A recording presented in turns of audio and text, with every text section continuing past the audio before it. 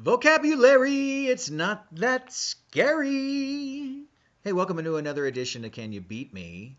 It's a vocabulary test. It's 15 questions. It's multiple choice, 3 choices, and it ain't that easy. Can you beat me? I'm going to find out. We're going to take this test live. Well, I'm going to take the test live. I'm going to reveal the answers when I'm done, and you, by comparison, can see how well I did, what my logic thought stream was as I tried to figure out some of the tougher words. Perhaps you agree, perhaps you don't agree. We'll both get to the end, see who scores higher, and if you beat me, then go ahead and claim your fame, post it wide. If you lose, please share your shame over losing and help me grow this channel such that we can raise the conversation. Because really, what's the whole point? The point is, with better word choices, we can be better heard. And really, that's the goal of us all. These words have something in common. They're linked by theme. In this particular issue, from aria to zucchini, Italian words add beauty and flavor to everyday English. These tests are taken directly from Reader's Digest. I am reading it live, as I said, for you. These are words of Italian roots, further back even Latin roots, you might say. And we are going to do it and see how well we do. Bing, bing, bing, bing, bing, bing. Starting gun. Ta-ding. Are you ready? I'm ready. Okay. Number 1, fiasco. Fiasco. Fiasco is a noun. Does that mean a rowdy celebration, a complete failure, or a big fire? Fiasco. Well, we've all, I think, even used this term. But is it a rowdy celebration, a complete failure, or a big fire? I'm going to go with B, a complete failure. I thought that was a fiasco, although the other ones are, flaming big things as well. Number 2, al dente. Al dente, adjective. Is it seasoned with salt? B, cooked outdoors or eaten outdoors, pardon me. Or C, cooked until firm. Al dente, is that seasoned with salt, eaten outdoors, or cooked until firm? I have worked in enough restaurants while growing up, and I know al dente generally is used in terms referring to vegetables or pasta, and it means that the crispness is still left in. So I'm going to go on that one with cooked until firm. Number 3, incognito. Incognito is an adjective. Does that mean well-traveled? Excessively complex or with a concealed identity. Incognito, well-traveled, excessively complex, or with a concealed identity. Incognito is a popular word, and I know it to be with a concealed identity. Although, you could be well-traveled and excessively complex as well as a person when you're traveling incognito. Number 4, vendetta, noun. Oh, there's a movie like that. Vendetta, layered cake, blood feud, or sales booth. Vendetta, layered cake, blood feud, or sales booth. Why would a vendetta be a sales booth? It's probably some word that sounds like it. I'm going to go with a blood feud, a vendetta, because that movie was a dark movie about people seeking revenge. And that's where I know a vendetta to be. Okay, hey, what are we going to do about number 5? It's patina. Patina, noun. Is that a high priest, lawn bowling, or sheen produced by age?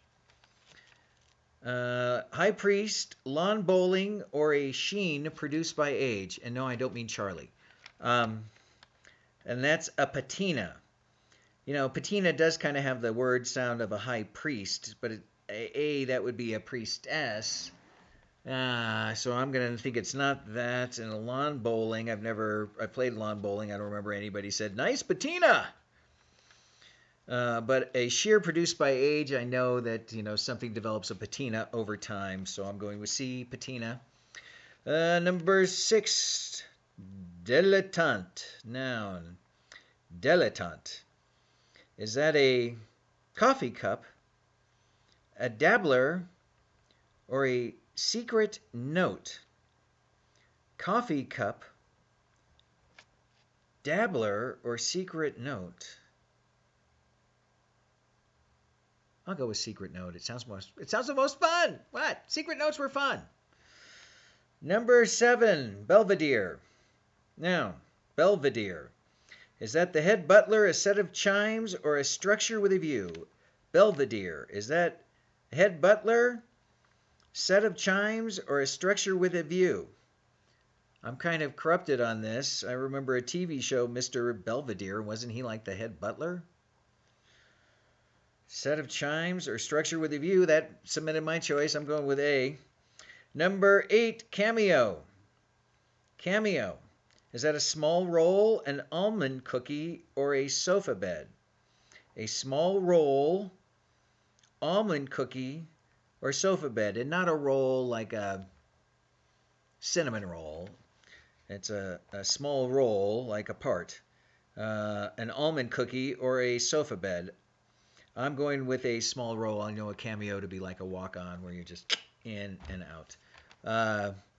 Number 9, sottovoce. I had to look on how to pronounce that one. Sottovoce. Under one's breath, drunkenly, or in the open.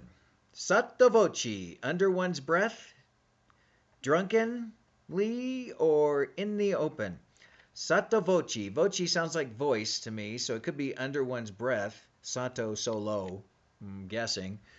That's kind of a good guess, though. I'm going to go with that one. Under one's breath. Okay, number 10, Bravura. Bravura. Is that encore, battle cry?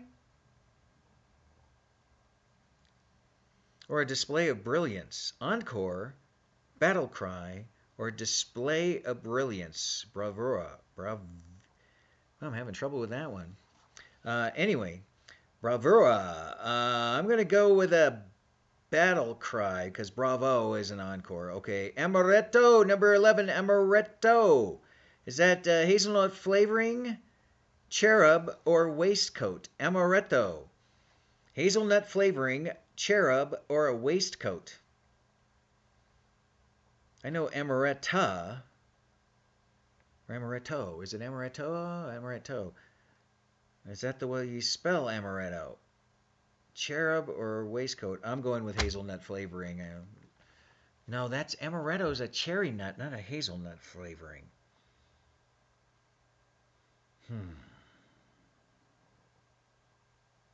Waistcoat. Italian cherub, amaretto. That's final answer on that one. Number 12, forte, adjective, loud, masculine, or built on a hill. Forte, adjective. You know, I've always said forte, loud, masculine, or built on a hill. Forte. That's my forte. That's my built on a hill? That's what I'm loud or masculine about. I'll go with that's what I'm loud about. That's guys. We're kind of loud. Number 13, bruschetta. Bruschetta, is it a noun? Is it a grilled appetizer, B, a thumbnail sketch, or C, a short story? Bruschetta does have that ta-ta ending, which would make it short, like a thumbnail sketch or a short story. But again, I worked in restaurants. I know bruschetta to be a grilled appetizer, grilled bread appetizer. Campanile. There's another one I had to look up at the spelling to see the enunciation to see what I'm doing there. Campanile. Is that a bell tower noun? It's a noun. Is it a bell tower, an army troop, or best friend? Campanile. A bell tower, army troop, or best friend? I'm going to go with bell tower on that. I know you got a companion. And number 15, brio. Brio noun. Is that a cold spell, a donkey, or gusto? Cold spell, donkey, or gusto?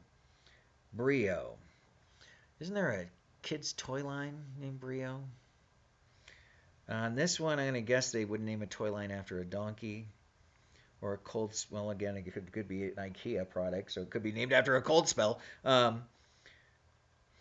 But in Sweden, I'm going to guess it's gusto. Something with gusto. Number 15, I'm going with that. Okay, hey, did you like this test? Hopefully you did. Let's see if you learned something. Let's see if you knew something. Even better. And can you beat me? If you, once again, beat me, share your fame. If you lose, you got to claim that shame. And give a like down below. Post it, share it. Hit that notification bell. Do something that's going to help us get out to more people. Okay, here we go on to the answers. Number one, is fiasco, like the start of this right now. It's a complete failure. B. Through its premiere, though the premiere was a fiasco, the Broadway musical became a smash hit. Okay, I'll go with that.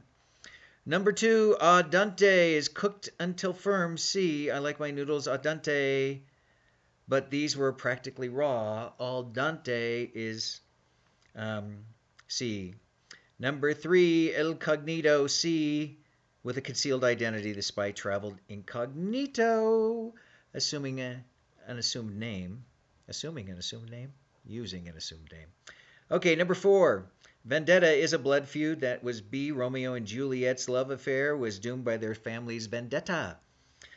Number five. Patina is a sheen produced by age. You can tell this writing disc is an antique by its beautiful patina, said Marco. Number six, dilettante. Dilettante was a dabbler.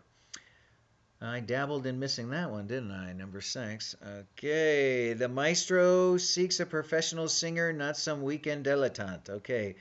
Number seven, Belvedere is a structure with a view, not the butler. Structure with a view. From the domed Belvedere, we could watch Mount Etna erupting. That would be scary. Okay, number eight, cameo. A. It's a small role. Francesca blew her audition for the lead, but at least she came away with a cameo. Number nine, sottovoce. That's under one's breath. I got right on that one. I always speak sottovoce when to make sure people aren't listening, said Sophia. Number 10, bravura. Is C, a display of brilliance. The defense lawyer delivered a closing argument with bravura. That's number 10. I said a battle cry. Gosh. I think I'm going to need a battle cry. I'm doing so bad on this one. Number 11, Amaretto is a cherub. Thank goodness I caught on to the hazelnut part. Why didn't you paint the little Amaretto above the kissing couple? Number 12 is forte. That is loud. In my opinion, the trombone serenade is too forte to be romantic. So we men are forte, aren't we? Okay, 13, bruschetta. Grilled bread appetizer. You can order the bruschetta and the garlic knots. Unless you're doing keto. Campanile. It's the bell tower. The village's picturesque campanile has been standing since medieval times. And number 15, the Brio one, is C, Gusto. Yeah, they did name it after a donkey after all. Number 15, after just one sip of Chianti, I was feeling my Brio returning. How'd you do? Did you beat me? Post that fame, share that shame, like, share, subscribe. Take a look at these ones we posted here. One of them's too tough for you. The other one's too easy for you. You got to figure out which one it is. Go to it. Thanks again for watching another edition of Can You Beat Me?